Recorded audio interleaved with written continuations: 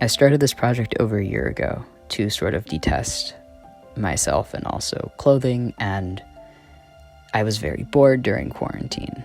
And you might be thinking, well, I've never seen you wear any of that out. And I'm like, well, I have, but also underneath all of this, it is 90 degrees and I'm still emo, hence the Chelsea Grin shirt that is currently sitting underneath my base garb.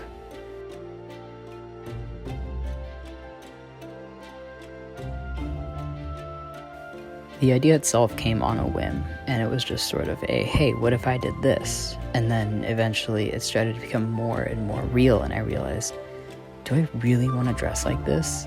Is that really who I've become? And the answer was, well, I've always been this way.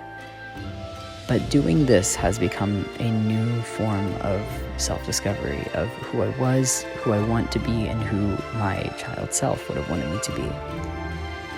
Now, my child self is a very interesting human, so yes, I am still the weird metalcore elven costuming Sear Will artist on the Instagram, and that is fine. That is exactly what I want to be, and I think letting myself fully take advantage of that person has led me to something so much better than what it used to be. So I'm not going to go through the outfits just one by one. I think I have a video sort of going through that, and I have a couple videos where I walk through how I make my robes. Generally, the shape is a tunic and some sort of wide pants. Usually they have split legs with some pairs of boots as my base layer, as you saw, and then usually sort of a tunic over top that I can pull over my head, whether that be using princess seams or regular seams. It depends on the size of the tunic. And then you'll probably see sort of an overcoat, which usually has very long billowy sleeves, as I've designed a lot of these overcoats to be worn both in the winter and the summer. There are some of the only things that I can wear in both seasons. And then there's usually a corset or a belt to finish that off, to cinch the waist. This is based on more so Lord Elrond and Rivendell elves, as I have done my research into sort of fashion from Middle-earth to help dictate what I want to dress like.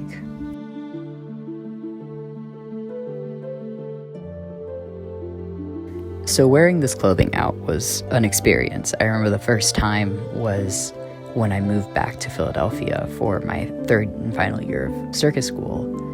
I wore my first elven robe out, and I got approached by some Christian who was like, oh no, you're gonna go to hell. And I was like, dude, what? And so I think that has always sort of stuck with me as is this what people think I'm doing when I dress in these extravagant things? And it's just come to my realization and my reality that people aren't used to seeing someone dress out of the ordinary. And I think there's some people on YouTube who say it right. People are so conditioned to think in the norm that when someone decides to do something out of the norm, they are, ready to judge. And the longer that I spend wearing this stuff out, and obviously right now I cannot because it is hot, the longer I realize that nothing really matters. If someone looks at you and thinks you're weird, what does that even mean? Okay, great, I'm still living my best life. It doesn't really matter. And that was the whole thing that started with this movement, that suddenly I was like, I feel more like myself, and I don't really care what you think, and no longer was that affecting me. And that really affected me in all areas of what I was doing in theater and dance and everything. I live for myself. I am just an avatar here to dress up and make myself look cool and dope. And you're missing out if you're not doing that. Sometimes I think it was an act of rebellion. I have never been enthralled with the fashion choices, that is modern fashion and fast fashion and all these, fun things, especially in the men's section. And I said, well, what is the point when all you're gonna do is wear the same 3 things in different ways? I am bored.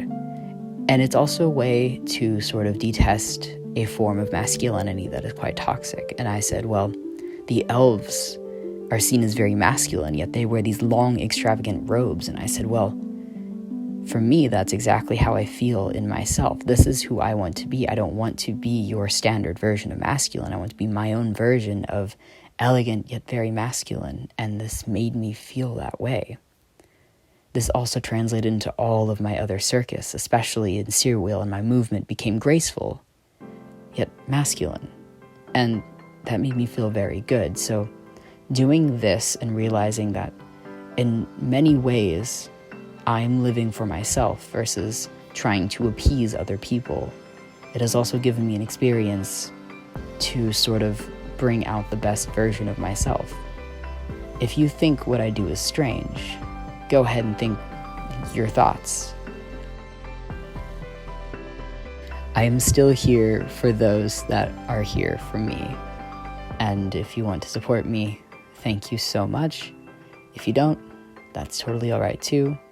This is just what I've learned from wearing this stuff for about a year. And no, I don't wear elven garb every day. I wear it when I feel comfortable and safe wearing it. I will always gladly be here to do more.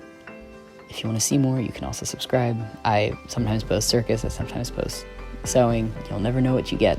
I'm just here to share my very interesting and strange work with you. Here's to 1 year of Elven Clothes, and we're ending with the first garment I ever created in this project, based on the death gown from Arwen.